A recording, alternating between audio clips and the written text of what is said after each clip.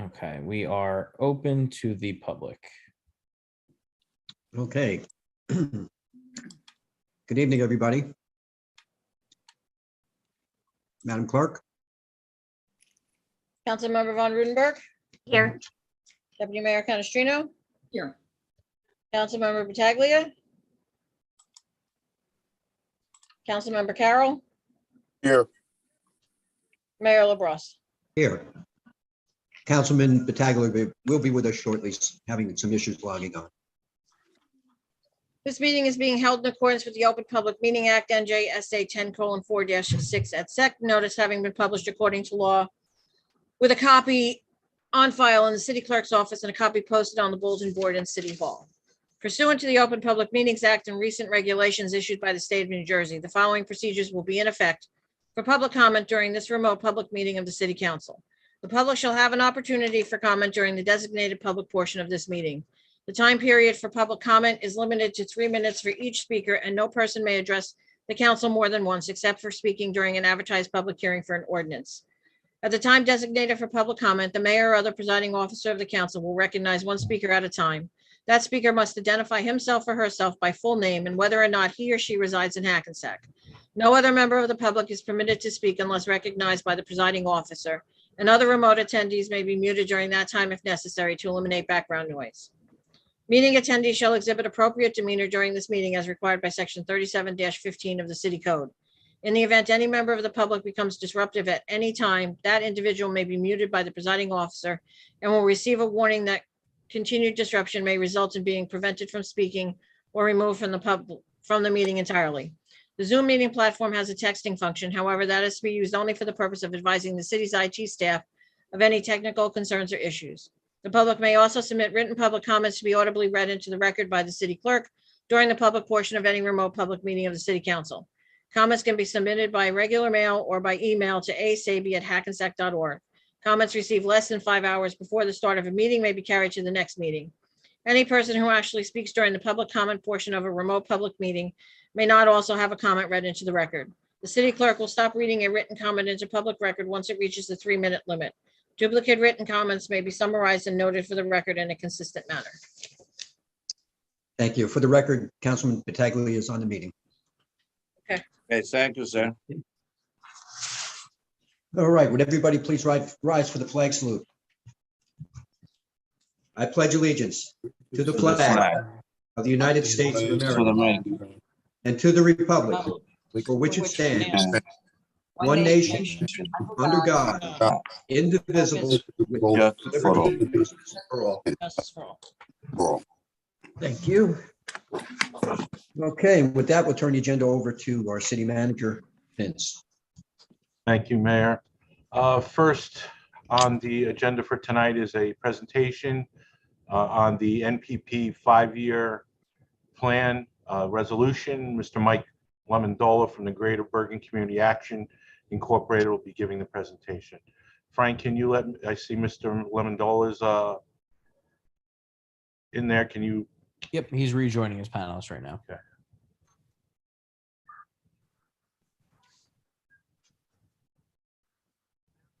Let's see here. Good evening, everyone. Hi. Good evening, Mike. There we go. How are you? Good. Thanks for How are having you? me tonight.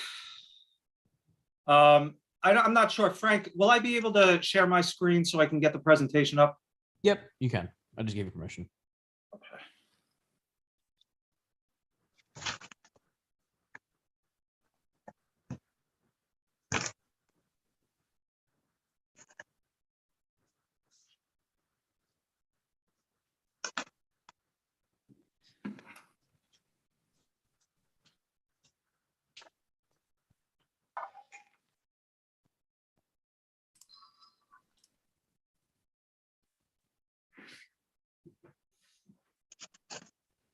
You should have permission to share the screen.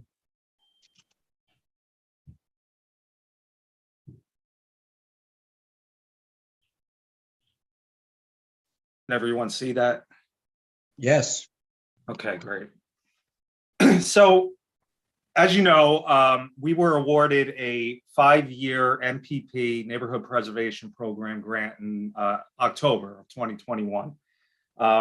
It puts us into a very exclusive group of now 40 communities statewide that are part of the program. There was 20 entered in year one. That was back in 2019. And with the expansion program, the city of Hackensack was awarded one of 20 new grant awards. We chose the Anderson Street Historic Neighborhood District for many reasons. One is because it is a very walkable downtown district. We want to focus on business development and really making that neighborhood more of an offshoot of what's happening on Main Street and through the Alliance down there. So one of the charges with MPP is you really have to outset creating a 5-year implementation plan for the district. So year by year, planning projects within the budget, which is $125,000 a year. Year one's going to be $112,500 minus the time and planning and all that cost that went into this. But it has to be community driven. So a lot of community engagement needs to go into this. So what we did was back in November, around Thanksgiving time, as we launched a community engagement survey, open to anybody within the city. We were really targeting people that were intimate with the neighborhood, people that shopped in the neighborhood, lived within the neighborhood, worked within the neighborhood. But we wanted the community as a whole to opine on this. We offered it in English, Spanish, Tagalog, Portuguese, and Creole.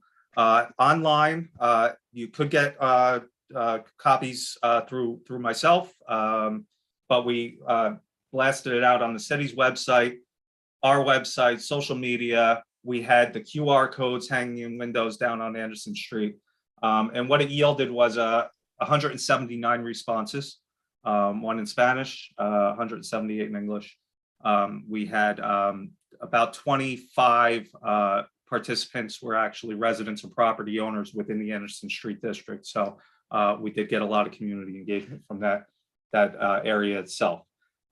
So, you know, one of the main questions here is how do you perceive the neighborhood today? And this word cloud really shows you what were the resounding responses: outdated, run down, unattractive, depressed, boring. But then you have things like potential. You have things like community. So a lot of people do see that this is a neighborhood that needs attention, but also is one that has potential to thrive, just like Main Street is pretty much doing today. How do you envision it in 5 years? Modern, potential, vibrant, revitalized, welcoming, and clean. So it's a total 360 from what people are seeing today. And when they know what the MPP plan is all about, I think it kind of gives them the opinion that things can drastically change with small, tangible projects within the district. So when we asked about what are the following priorities within the neighborhood, what people perceive are the major things that need to be done, keeping it clean was the top priority. A lot of people have cited throughout the surveys and our community engagement focus groups that there is lack of garbage cans, refuge, litter enforcement down there. Adding more flowers, plants, and trees, more green space, making it a more green and leafy area and walkable downtown. Storefront and facade improvements. There's a lot of non-continuity within the design standards down there. So that was one of the major things that we were thinking about focusing on. So a lot of people want construction completed and get back to kind of normalcy within the neighborhood, but we're also addressing that and how we can kind of coexist with a lot of the redevelopment that's going on down there. So examples of what they want commercial buildings. Overwhelmingly, example 9 circled here is kind of the feel of what they want the commercial buildings to look like. So it's got your storefronts on the front, on the base, levels of residential up top, but with a more downtown feel with the storefront facades and so much not eclectic and discombobulated as to what you see today. Also, what do you want your downtown feel to feel like? So, the major one here was leafy and green. So that goes back to where people want more green space. They want more floral and plantings down there as well. We did We did 3 community focus groups between, I believe, November and December. We had a good turnout from a lot of residents that live down in the district. And really what they did was reinforce what we saw from the community engagement survey results was, the strengths of the district, the historical value, the diversity of the cultures that really run the businesses down there from one business to the other. Our community assets are really strong down there. We have a mass transportation. We have a centralized park that has a lot of potential to be something more than it is what it is today. But the weaknesses are the district is really unkept. There are safety issues, both vehicular and pedestrian, that we've really investigated through, police reports that we've obtained. And there's, a lack of lighting within the district. A lot of people don't feel safe to be down there at night. And we really want this to be a thriving business district, not only during the day, but as night as well. And we want people to congregate in this area because we do have those community assets, such as the park and the mass transit. So, all things considered with this community engagement, and we had a stakeholder, which Albert Dibb was on. We had many members of my community. We had Danielle De Laurentiis from Arts Bergen, people from the Community Foundation of Northern New Jersey. We had a business owner down in the Anderson Street District, Pastor Dwayne at Second Reformed Church. So a good mix of constituents that really brought their ideas to the table as well and reinforced what we saw through this community engagement. Year 1 of our implementation plan is going to be really set in stone. We have a vision for the other 4 years, which is always fungible with MPP because you don't know what's going to happen, right? COVID could throw a curveball at you, and bigger projects need to be diverted to smaller relief projects or something like that. So year 1, we knew right off the bat that the neighborhood needed some kind of litter eradication program. So what we're looking to do is place what you see on Main Street, kind of cloning that and placing side-by-side receptacles up and down the district. We're hoping to get 20 combination receptacles on the sidewalks within this current calendar year. By December, we have to spend this money. So we have to move fast on this. And what we hope to do is bring some looks to the council and get some approvals. And really, my team will be out there installing them sometime, hopefully this summer, spring or summer. Outdoor seating. If people don't have a place to sit, they're not going to socialize and congregate within the business district. They are not going to want to stay longer in the district. And what staying longer in the district means is that they're frequenting more businesses or more dining establishments, more retail places within the district, and they're bringing more activity within the district. So outdoor seating, we're looking to get 16 to 18 decorative outdoor benches placed on the sidewalks down there. There's literally no outdoor seating available unless you're by Anderson Street Park. Another priority, as we looked at the traffic data from Linden to Union, and what we found was there was 129 car accidents within the last 5 years at those major intersections within the business district. Really unacceptable for a walkable business district where you want people to really be slowing down and letting the pedestrians safely cross. What we found is that there are crosswalks that are faded, really not well lit, not very visible to the people that sometimes you're taking your lives into your hands when you're going across by Union, across Anderson Street. So what we want to do is install safe crossings that are traffic calming. So we're thinking thermoplastic crossings at Union Street, Panghorn Place, Park Street, and Linden Street. This is not only going to be something, we don't want to just do the white, plain white crossings. We want something that's aesthetic, right? So it's adding to the beautification of the district as well as happening, really aiding itself to pedestrian and vehicular safety.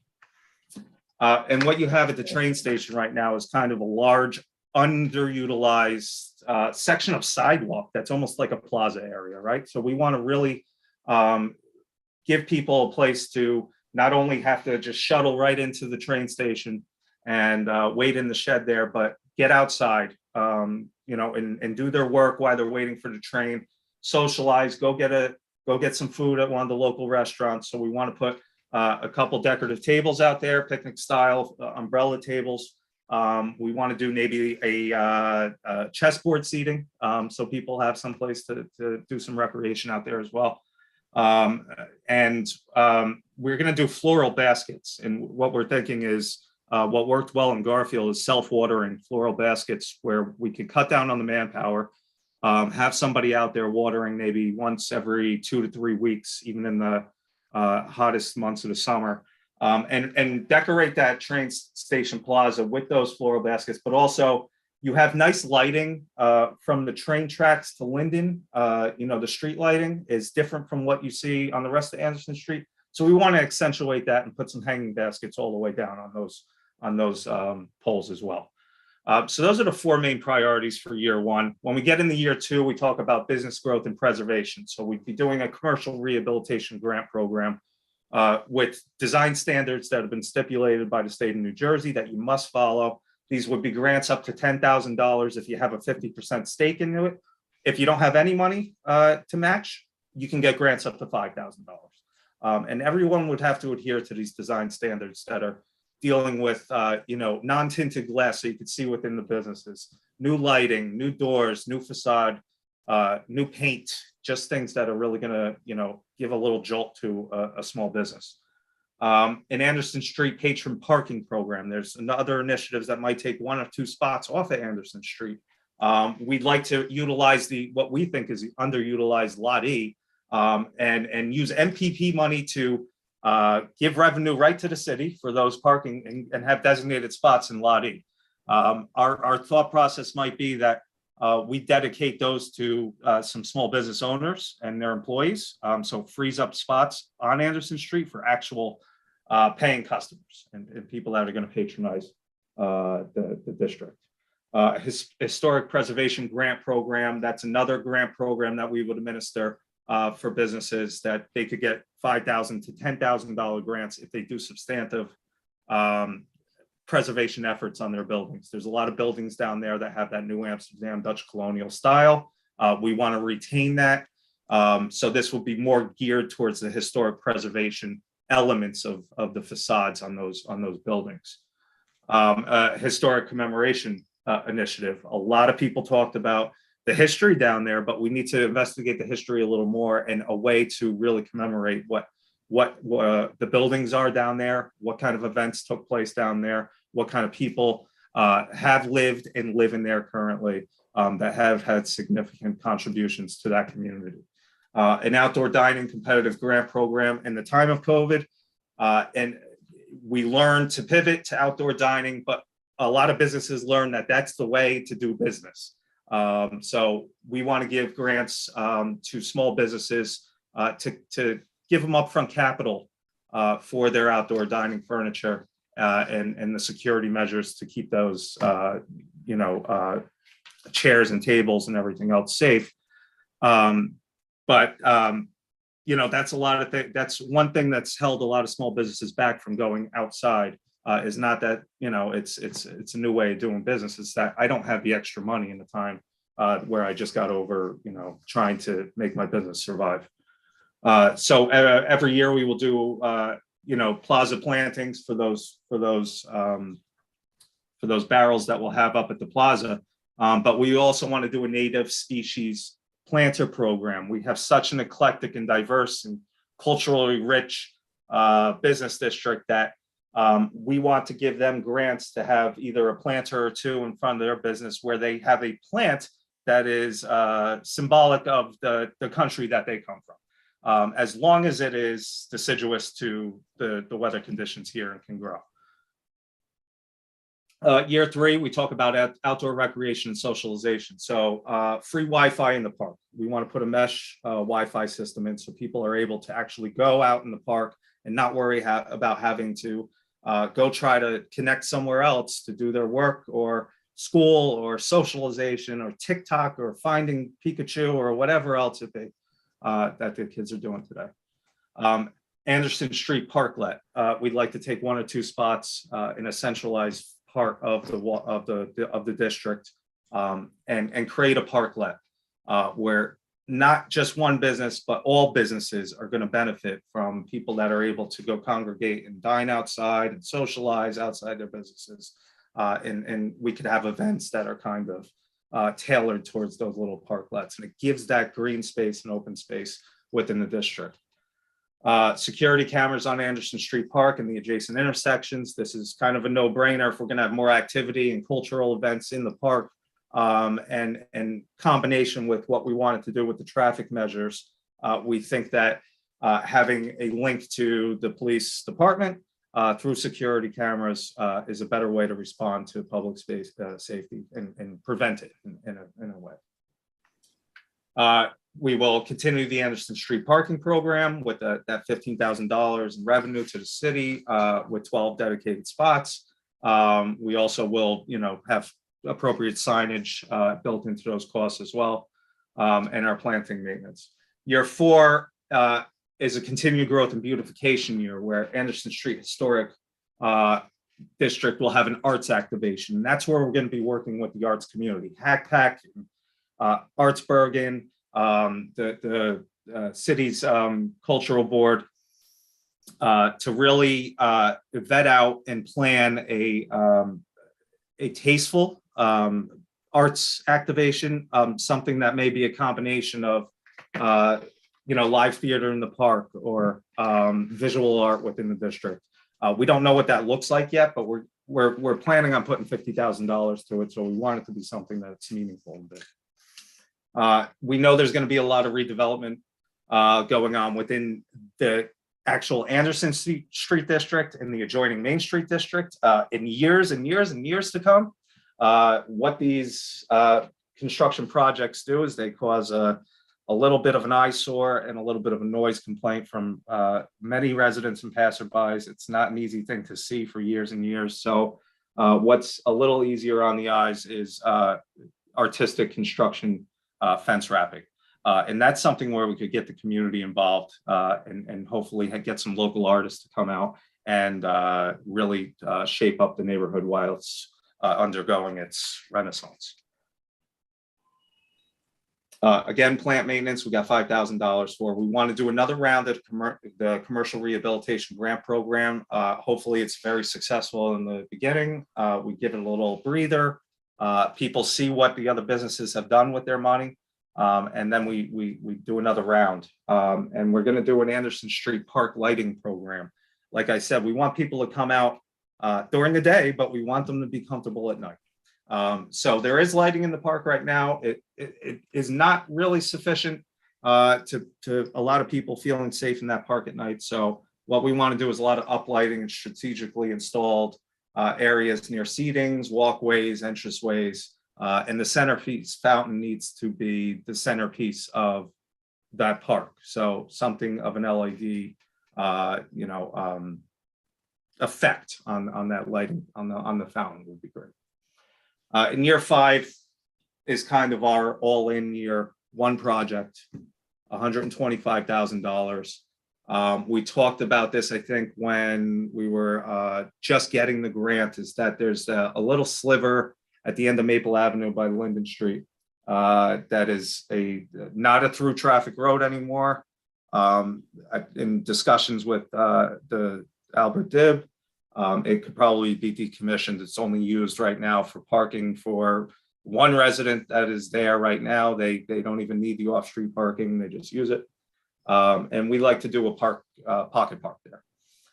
This is the point where you're going to have recreation on one side of the district, passive recreation on the other side, and tie it all in. What I used here is an example of what it really looks like this size, a pocket park being constructed in Franklin, Louisiana's historic downtown, where they had nice paver walkways, they had nice trees planted, but they had also a little stage built, so you can have live jazz and stuff in there at night, and that's where an extension of the cultural and artistic activities that we do in year 4 kind of carries over. Maybe there's some permanent activation within this park and Anderson Street Park, and this becomes really a hub and a new neighborhood within 5 years.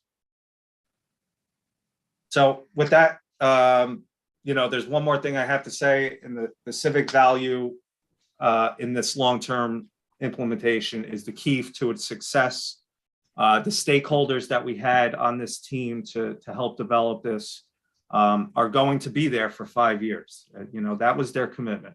They're a great group of folks, but they also need to spread the word and the praises of what this plan contains in it, and help get the volunteerism on board that we can leverage to make this neighborhood something that it hasn't been in decades, I believe. So I appreciate that. And any questions, please? Thanks, Mike. That was a great presentation. Yeah, absolutely. This business district, Anderson Street area needs some TLC, and it was a great presentation. I liked everything you presented, especially the crosswalks. I think, it's, we've seen a lot of pedestrian accidents in Hackensack in the last few years, and anytime we can help with pedestrian crossings, that's great. I love that part. And, pretty much, the streetscaping and everything else, very similar to what we're doing on Main Street, is important. So I thought it was a great presentation. I'm curious, though, with the pricing, did you get estimate prices, like for the crosswalks? I noticed there were 45,000. Was that 45,000 a piece, or? No, we're hoping that's the total project now. So yeah, we do estimates. We do rough estimates at the beginning of our plan, and then we hone them down. So some of the things you see in here might not be exactly what you get when we vet everything out. Our whole goal is to use other people's money to supplement a lot of this. So we've done that in Garfield, where we were able to get supplemental grants to make a lot of these things happen. It's a year one project. It's got to happen soon. So we're gonna make at least we're gonna make the most detrimental intersections happen either way. Yeah, no, I think baby steps are the best way, and that 6-year plan is or 5-year plan is a great plan, and and there's other ways to acquire money along the way. So yeah, I think absolutely. it's a great presentation. Thank you. Anybody from the council comments? I got a question. To start the ball rolling, what will be the investment from the city in all this? I'm sorry, can you repeat that? He wants to know what the investment, to start off, what's the investment from the city? So the investment there's a $25,000 match per year from the city. And what happens is that, most towns will take the 125,000 of the grant money, they'll minus 25,000 implementation, and they'll use 25,000 from the city. We're going to put all 125 into implementation. The city's already agreed on a contract to use that $25,000 match for our administrative costs at GBC. Right. Okay. Kathy, Well, Jerry, Steffi, yeah, go ahead. anything? No, it looks great. Thanks, Mike. I think we have to definitely focus on that area. We have a lot of other projects going on. We're addressing the areas that flood with our sewer separation and our parks and the redevelopment zone. And it's important to also remember that there's, wonderful businesses there that have been there for a long time. And the train station, there's a lot of potential, and just the ideas with having people be outside and enjoying the area is important. So thank you very much.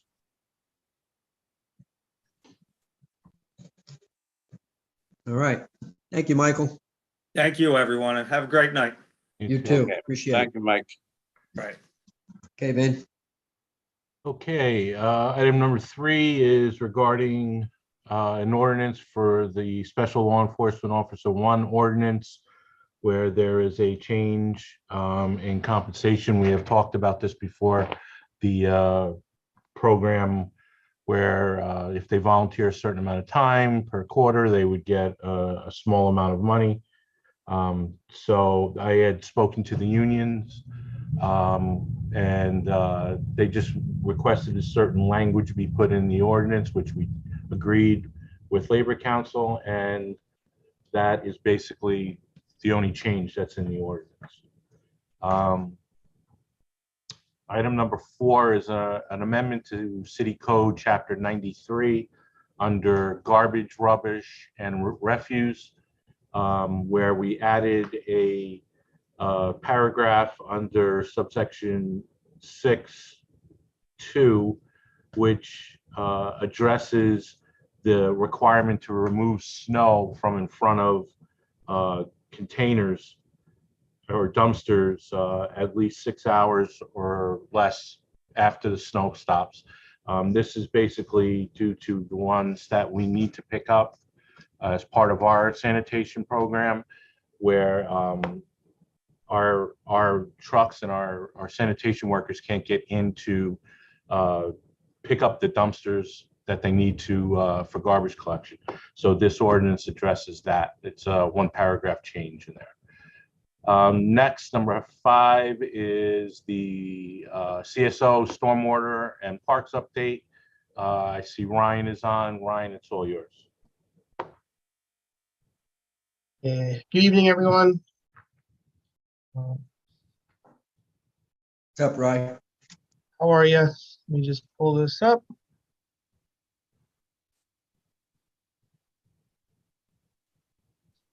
Okay. First off is our CSO surcharge construction status for the Clay Street area. Progress update since from February 8th to the 16th. 75 lineal feet of 16-inch ductile iron pipe installed on Union Street.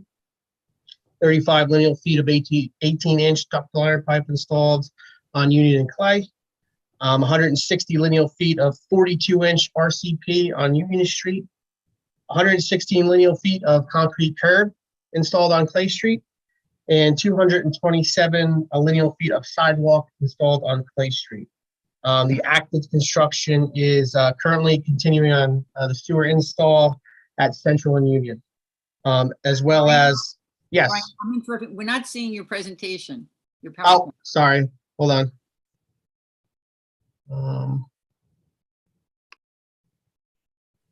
You see it now? It's Not coming yet. up. Hey, There good. it is. Yep. Now we Sorry. got it. Good? Okay, sorry about that. The active construction sewer install on Central and Union and a 42-inch stormwater pipe is going to continue onto Union Street. The reason we're jumping around with the pipe sizes is basically just due to availability because of the COVID delays with every industry now. They'll get a delivery or a partial delivery of certain size pipes, so they jump to go do that, and basically so we don't lose a lot of time. They're just jumping whenever they get pipe, they jump and do that section. Another update that's not listed on the PowerPoint for this area, which was just finalized within the last day or so, is beginning on February 28th, which is Monday, through the end of March, approximately, is West Camden is going to be closed from Main Street to State Street due to the large box culvert install. This is the last portion that connects the Main Street to the Lot U section. So anybody that needs to utilize the municipal Lot D is going to have to use State Street entrance.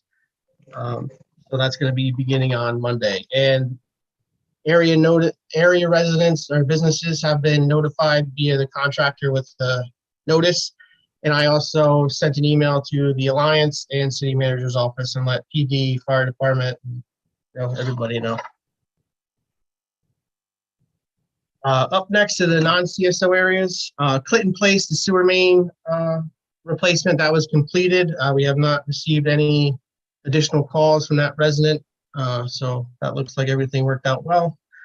The Voorhees Lane pump replacement, later this evening at the council meeting, there's a resolution to approve J. Fletcher Kramer as the lowest responsible bidder for the furnishing and install of the actual new pump station. The work prior that has been completed is the pump replacement of the existing pump station, as well as Sanzari has been awarded the lineal work that runs through the property at the end of the road and connects to the pump station. That work is a little bit of an update as well. The pipe, due to the lack of depth and cover in that area, the pipe had to be a special certain class that would handle the loads, since it's basically asphalt then the pipe. So that was special ordered and it is on site. However, there's a little bit of delay with the precast manholes. So Sanzari is anticipated to receive them at the end of March. So that work, as soon as he gets all that work, it's going to be, start up in hopefully end of March, early April for that work. The large diameter sanitary sewer jetting and CCTV inspection, that bid opening was held on February 15th, and that award is going to be later this evening for Vortex Company, and that is for areas of Green Street, Lodi Street, Liberty Street, and I'll in a little bit, after I get through this, I'll go through those in a little bit more detail. Hudson Street, the Water and Kennedy Street, the stormwater conveyance improvements, that again was also a heavy clean and CCTV. That work was approved last meeting. We had a pre-construction meeting on Friday, and that work is going to begin hopefully first week in March. The park update, as people may have known, the Stide Park, the existing concession stand has been demolished. So that work is progressing. The next step is the contractors in the process of submitting for their final building permits for the new precast building. So there's going to be a lull in the work there until that gets delivered and they can start on the playground area as well. We got some grant work that we've applied for that we were awarded. The city has awarded approximately $64,000 for lightning detection system to be included in the following parks: Second Ward, Union Street, Baldwin, Carver, and Columbus. That is issued by Bergen County Open Space, and we have 3 years to use that money. And on Thursday, we're going to be meeting with our engineers for our monthly engineering update, and we're going to discuss some new grant opportunities from Bergen County Open Space. There's quite a number of them, so we're going to look through and pick some projects. So the next update, I'll have some more information regarding those. So next, I'm going to just talk a little bit about some of these resolutions that are going to be on the council meeting. Resolution 72-22. This is, I believe, CFO is going to be discussing this one as well. This is an introduction of an ordinance for approximately $14.5 million. This is a continuation of the Clay Street project, specifically contract 3. So this is going to be areas west of the rail and some portion of the Anderson drainage area. And like I said, CFO will discuss more of that. Resolution 86-22. This is the award to J. Fletcher Kramer for the furnishing and install of the Voorhees pump station replacement for approximately $887,000. Resolution 87-22. This is change order 2 for Suburban Engineering for the Voorhees pump station. This is due to the partitioning this project into multiple phases, as well as the additional meetings in coordination with the property owner at the end of the street. Resolution 88-22. This is a change order number 2 to New Prince Concrete. They are the contractors for the Clay Street project, phase 1. This is for an additional asphalt restoration due to gas and sewer relocations. Basically, they had to restore more of the road due to shifting of gas mains and the sewer main. Resolution 89-22. This is the final change order, and it's change order number 4 for New Prince as well for the Main Street streetscape. This is buried to Passaic. This is the final quantity reconciliation, which results in a contract reduction of approximately $43,000. And this doesn't include, I know there's a couple trees in that area that need to get replaced. The contractor has submitted a letter stating that in the spring, he's going to take care of those trees. So that's why we're approving this final change order, and it is a reduction. Resolution 90-22. This is change order number 5 to New Prince, again, for Main Street sewer separation. This is also reconciliation of some quantities, and it also is a reduction of $9,600. Okay, we have resolution 100-22. This is award of contract number 3 for the Clay Street area, and this is also to Suburban. This is for the bidding and contract administration and inspection services for that 3rd contract. Resolution 102-22. This is an award to Suburban for the combined sewer overflow. This is the construction and administration design as well for the cast in place lining under the Mercer Street Railway on Main Street. Resolution 103-22. This is continuing engineering services to maintain compliance with our New Jersey Pollution Discharge Elimination System permit, basically the CSO permit that we have with the state. This is for compliance for the fall upcoming year. And finally, Resolution 104-22. This is a heavy clean and CCT award to Vortex for large diameter cleaning, which includes Lodi Street, Green Street, Liberty Street, McKinley Street, and a portion of Hudson from Vreeland to Monocacy. And that's all I have for this evening. Okay, Ryan, thank you very much. Appreciate it. You're welcome. If anybody's got any questions. Any questions from the council? No, the only question that I got for Ryan is what about my lights and the different intersections in the city? Any progress with that? No, I'm just, I know, I think the police have been notified to go around and check. And once I get, a list of areas, we'll contact PSC&G and we'll get them to check the lights to make sure they're all working or upgrade the lighting for higher wattage or LED. So you don't get any report from the last council meeting? Nobody gave you any address that they had to be improved?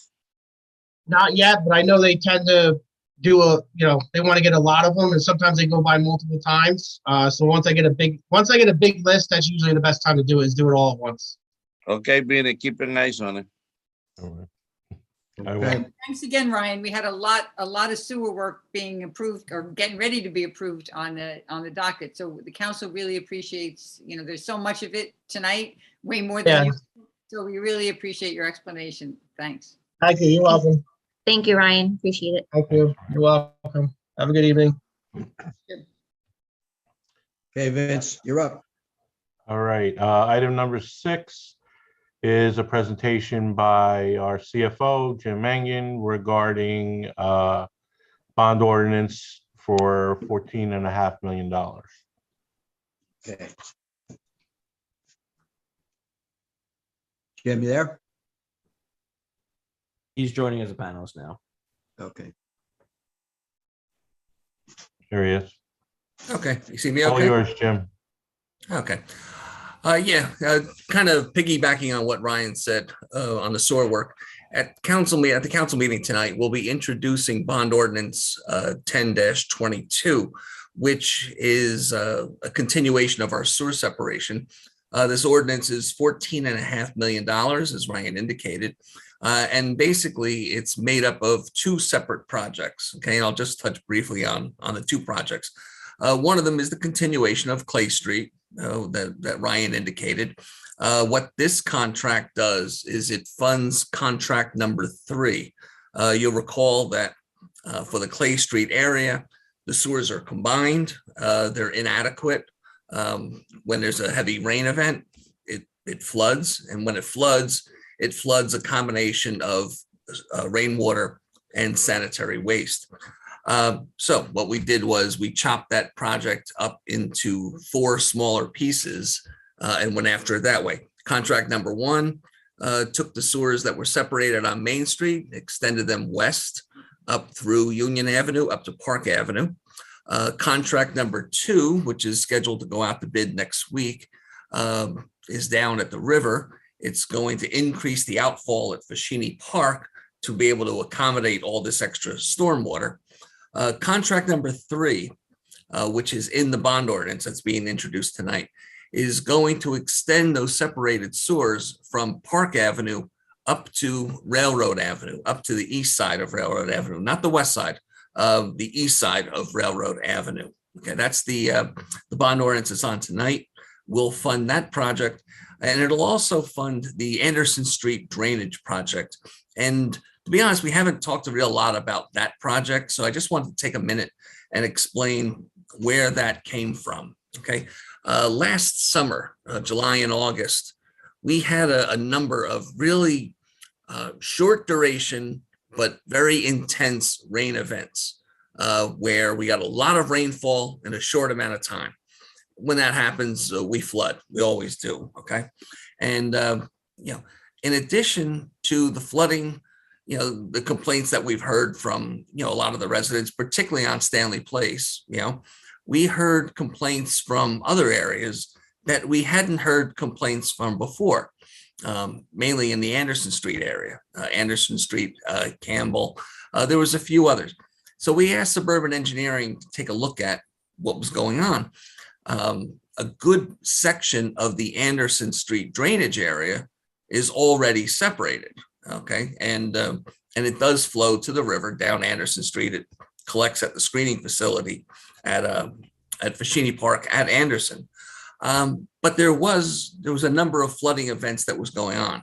All right, so what this bond ordinance does, in addition to funding contract number 3 for Clay Street, it also addresses the inadequacies of the drainage, the Anderson Street drainage area. Okay. What I refer to in when I was explaining this to Vinny a couple of months ago when he first started, this is what I like to call the Stanley Place 1-2 punch. Okay. Now the people at Stanley Place have been complaining about flooding, and they're right. And the flooding that they get is this combination of sanitary and stormwater. So Stanley Place actually sits in the Anderson Street drainage area, not the Clay Street drainage area, but it's on the fringe of the Clay Street drainage area. Clay Street is combined. When it rains, it overflows, and a number of neighborhoods get affected. One of them is Stanley Place on the edge of the Clay Street drainage area. Well, what we found in the Anderson Street area is that the flooding occurs, and because of the topography, the floodwaters then flow south of Anderson. It takes out Passaic, and just past Passaic is Stanley Place. So now you have Stanley Place who's getting clobbered on the one side from the Clay Street area, which is combined, and then on the other side from the from the Anderson Street area, which is flooding, and everything seems to converge there on Stanley Place. So what this bond ordinance does is, and I'll speak about the financing in a second, but what this bond ordinance does is it goes after those inadequacies in the Anderson Street drainage area. What we're going to do is what we've done in a lot of other sections in the city, and that's we're going to jet the lines, clear them out. That'll help to some extent. After the lines are cleaned, then we'll close circuit TV them to see what's going on underneath it. And when we do the CCTV, what we're going to find in the areas where it floods, it's possible that the sewer line collapsed. If that's the case, then that'll be replaced in this, from this bond ordinance. Maybe the sewer line just is damaged and just needs to be repaired. We'll find that out as well. And what we expect is we're going to find a number of areas where the sewer line is just too small for the stormwater that's happening. Okay, if that's the case, those lines will also be replaced. Okay, most of this happens on the other side of Railroad Avenue, on the west side of the rail. Okay, whereas the Clay Street project that we're doing right now is coming up to Railroad Avenue. This is going to work more on the other side of Railroad Avenue. Later on this year, we'll be doing contract number 4, which is going to then take the separated sewers on the east side of Railroad Avenue, go under the train tracks, and connect to the separated sewers on the west of the rail. That'll provide a clean flow of water right down to the Hackensack River at Fashini Park. But tonight's ordinance the financing was a little bit tricky on it. All right. We're already getting $2 million of principal forgiveness for the Clay Street project. All right. So by financing the ordinance this way, we're now eligible for another $2 million of principal forgiveness for the Anderson Street project. we were able to convince the DEP that this project is completely separate from Clay Street. So we're eligible for another 2 million in principal forgiveness for Anderson Street. Like I said, later this year, we're going to be doing the bond ordinance for contract number 4, which is the final piece of Clay Street, which is the west side of the rail. And we were able to convince the DEP that that project is separate from the other Clay Street project, okay? And will be eligible for $4 million of principal forgiveness for the west of the rail project that's going to be happening later this year. Okay, so that's why the bond ordinances were kind of constructed this way. You'll recall that, and I've said this, that all of the flooding efforts that we're doing within the city are all within the existing debt service budget. That means that we're not going to be increasing taxes for any of these improvements. We're going to continue to take advantage of the iBank, the interest-free loans that they put out, the principal forgiveness, and that's how we're able to do all of this without increasing taxes. Okay. All right. So that's the bond ordinance that's on for tonight. Tonight will be the intro. The public hearing and adoption will be on the March 8th meeting. Okay. But if anybody has any questions about this, I'd be happy to answer. Okay, Thank you, need a James. motion. Good job. Any questions? Thanks, Jim. Thanks, All right, Jim. good. Thank You you, got it. Jim. All right. The last thing we have for tonight's agenda is my year-end summary report, which will be concise compared to the actual report, which is extensive and will be available online within the next day or two. But let's get right to it.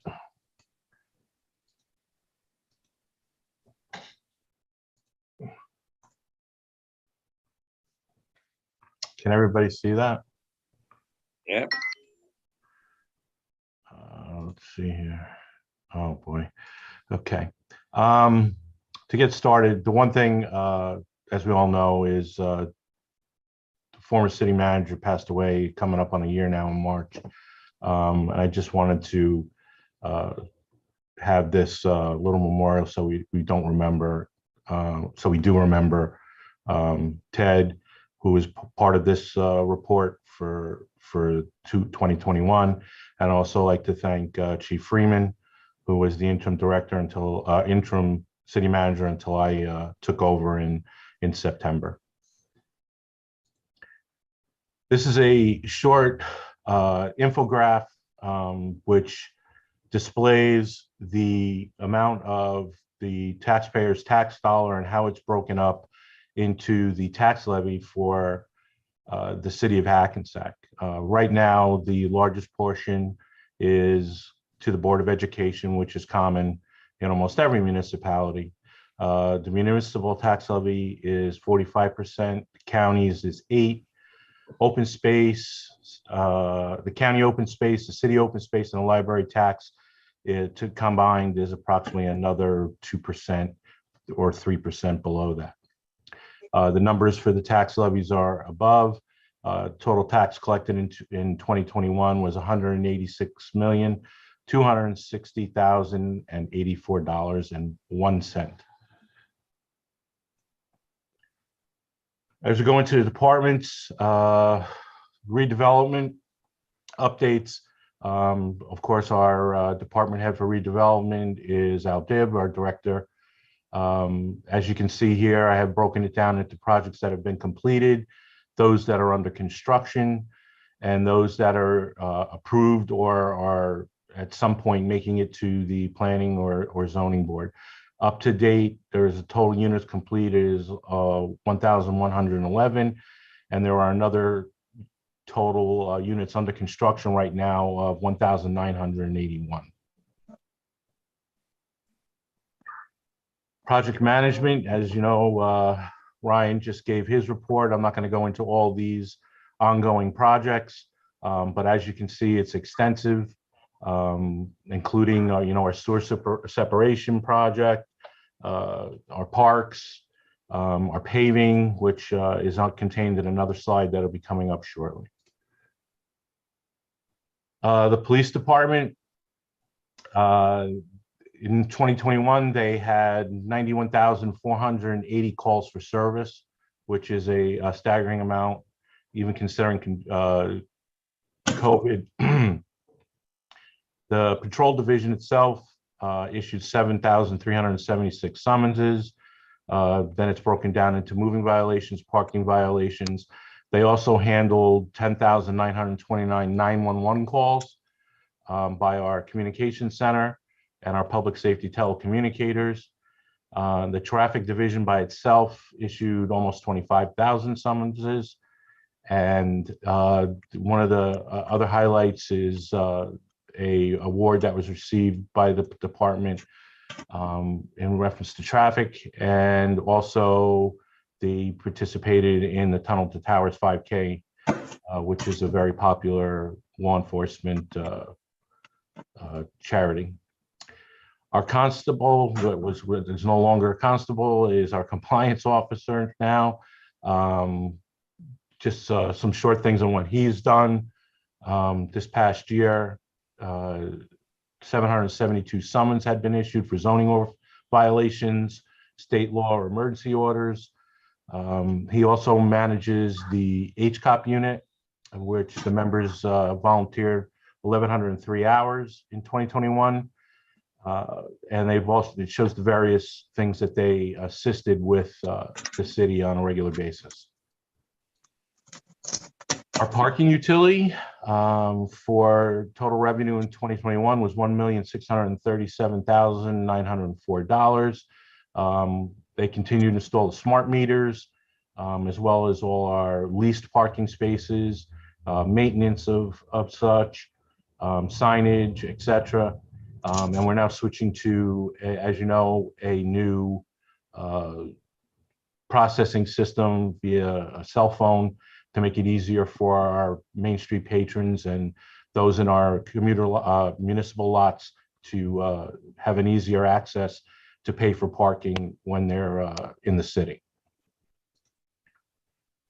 The fire department has broken down into the different types of calls for service that they have had in 2021. There was a total number of incidents of 5,319 fire calls or calls for service in 2021. Fire prevention, which handles all the inspections for our typical, residents, fire alarms, smoke detectors, etc. And this is all the statistics for them.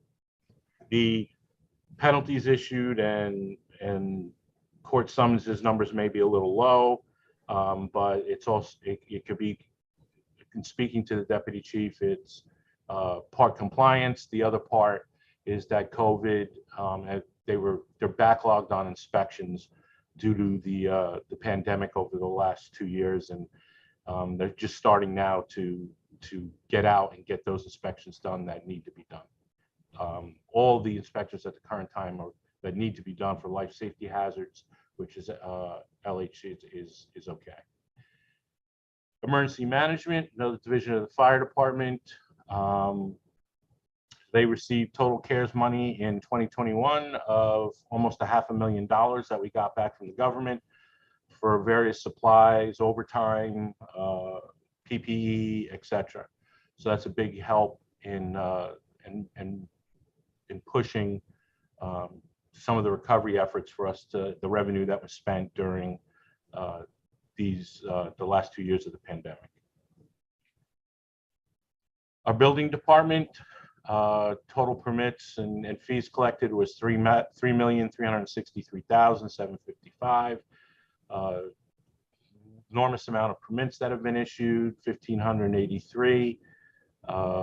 Subcodes, emergency call-outs, various other types of revenue that is generated by the different permit processes and fees that are required by the state, the county, and by the city.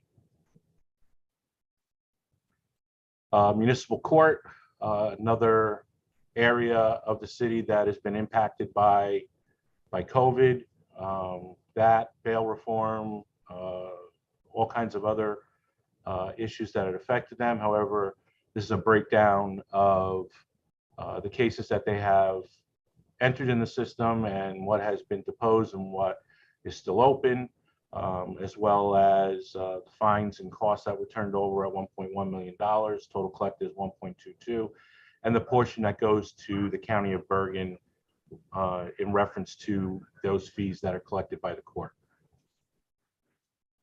Tax collector, total property tax cash receipts are 186,270,7088. Shows our online cash receipts is almost 19 million. And there's just a total breakdown of all the different charges, the judgments, how many outside liens the city has, etc. The one thing that it was impressive in speaking to Elise is that the city's tax collection rate in combination with the accelerated tax lien sale is 100%. So we don't have any outstanding taxes for the city with any properties due to the accelerated tax sale, however, but that's a good number to have that, you know, fortunately, everybody in the city is paying their taxes one way or another. Tax assessor department, we're going under another rolling reassessment in 2022. The city's average residential tax payment for houses and condos was $8,700 for 2021, which is the 7th lowest of the 70 municipalities in the County of Bergen, which is great and by far the top 10 of the county. Well, you know, nobody wants to pay property taxes, but at least they're at a decent or stable level. There were over 200 tax appeals filed for 21, and 140 were filed at the tax court. The average sale price of a home in the city of Hackensack has gone up 8.5% from the prior year. So our houses are valued at 8.5% higher than they were last year, which is good news for our residents. The Department of Public Works, just some of the things that they do. Of highlight is the tree department planted 42 trees. There were 119 trees removed, 112 stumps grinded, and they trimmed 492. The DPW also maintains 17 plus parks throughout the city, playgrounds, trash collection, grass and snow, and maintenance of 45 plus city-owned properties, lots, and sidewalks. Sanitation and recycling, total garbage collected was 43,743 tons at a cost of over $1.5 million. The total recyclable materials collected was just over 1,000 tons in the amount of just under 50,000. And total recyclable mixed yard waste, leaves, logs, soil collected was 4,801 tons, an amount of 73,852. Our health department, which was, of course, very busy in 21 and 20, they did over 1,000 environmental health checks.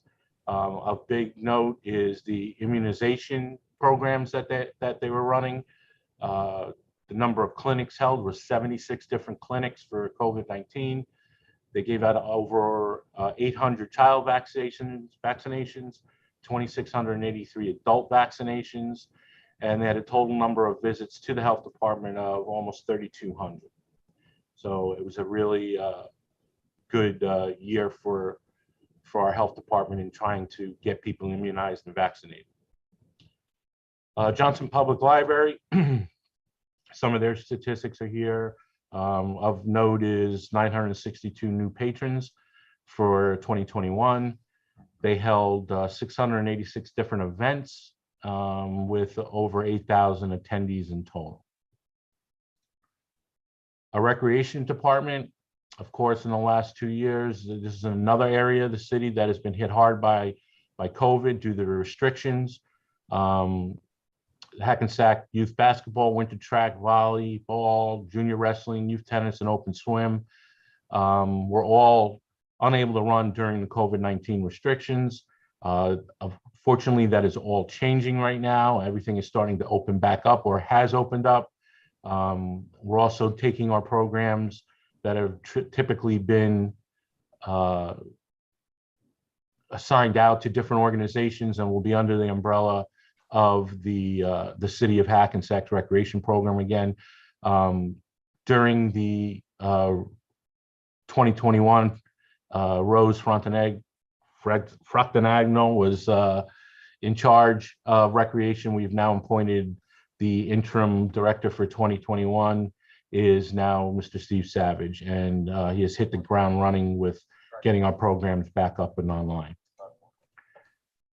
HackPack, this too was affected by the pandemic. It's closed until June of 2021 when the art gallery opened up. But the later half of the year, especially the fourth quarter, there was we had the beer garden and music event on Atlantic Street. They opened the theater with Encore, and during Christmas time, the Christmas caper, which were all well attended, and good parts of the different programs that the Hackback is working on. For 2022, we have high hopes for a lot more events and utilizing the Hackpack for all different types of shows and gallery events for the city's residents and those outside of the city. City clerk's office. The clerk is Miss Deborah Carlson, who's over here. One of the biggest things that the city clerk's office has to deal with are Oprah requests. There was almost 1,300 of them in 2021. The clerk's office is an integral part of the city, handling everything that occurs in this meeting twice a month. And Deborah and Allison are great employees, and I'm just saying that because they're here, but they have a hard job and they do very well at it, as well as their staff. I don't want to leave anybody out. Finance and auditing, we just heard from Jim, who is our chief financial officer. There are just some statistical numbers here regarding our salaries and wages budget. As you can see, year to date at the end of 2021, we were just under budget for our salaries and wages. There's just a whole litany of different numbers here, as you can see. I don't want to fill your head with all these numbers. These are our capital fund balance, our parking capital fund total balance, our trust fund escrow, and the trust fund total. These are all our numbers. As you can see, capital decreased 7.8%. Our parking capital increased significantly from last year, et cetera. And we also had an increase in our trust funds. And then last but not least is our information and technology, who is responsible for updating all our online and social media, manages our security protocol, servers and file system, our phone system. And they are currently, Frank and a new staff member will be integrally involved in new IT infrastructure upgrade that we're working on and cybersecurity upgrade that we're working on for 2022. That's all that I have, Mayor. Good job, Vinny. Thank you. As I said, the report will be available online. It is much more extensive than this concise one that I tried to do in the sake of time so we can get done with the meeting. There's a lot more information that's available in that report if you get a chance to view it. Thank you, Vince. You're welcome.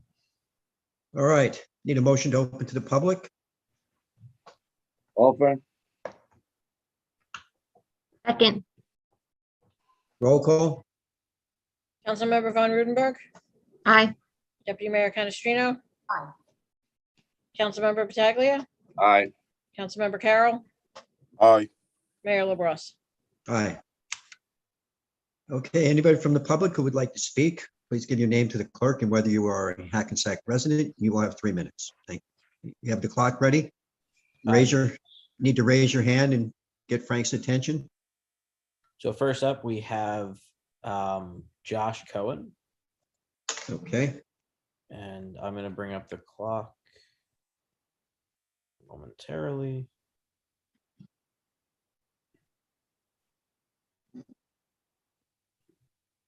Okay.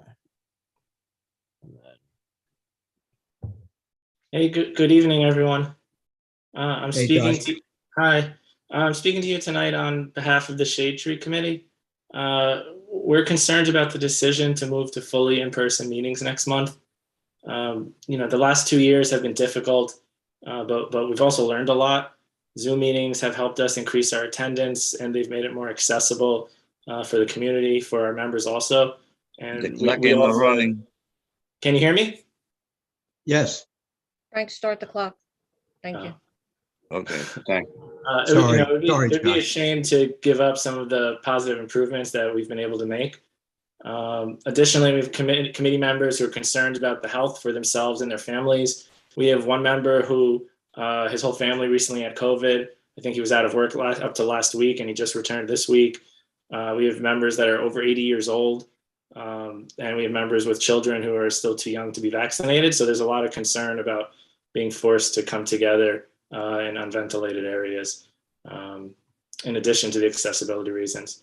So when I first brought up the possibility of hybrid meetings with the clerk's office, my response was that we don't have the resources to do that. And it's hard for me to really understand that kind of the response. We're the largest city in the county. I have hybrid meetings all day long at work. I think a lot of us do. We've been asking teachers to teach hybrid all across the state. So I'm not really following that. And I'm sure there are grants available to help Hackensack make these meetings more accessible. And so I'm generally curious if we've looked into obtaining any grants, if it's a funding issue or is it just a desire issue? And so to me, the real issue though is, does Hackensack want to be a leader? And, about a year ago, the Record ran a story talking very highly of Fort Lee's effort to run these inclusive hybrid meetings. And, when I think of Bergen County, I don't think Fort Lee is a leader, but in this they are. And I'd like to see Hackensack be more of a leader in this also. But if the city's not willing to host hybrid meetings for our board meetings, I do hope you'll give the individual boards and the committees the option to remain fully remote. That has been our preference. Local involvement is the strongest form of democratic participation. So I think it's really important that we are able to make this accessible for everyone. So thank you. Thank you. Thank you, Josh. We'll discuss it and take it into consideration. Thank you. Okay, next person, please give your name to the clerk and raise your hand so Frank can see you. there are currently no other hands raised. Motion to close to the public. Offer. Second, Roll call. Councilmember Von Rudenberg, Aye. Deputy Mayor Canestrino. Aye. Councilmember Pataglia, aye. Councilmember Carroll, Aye. Mayor LaBrus. Aye. Okay, we'll see everybody in about 5 to 10 minutes. Thank you.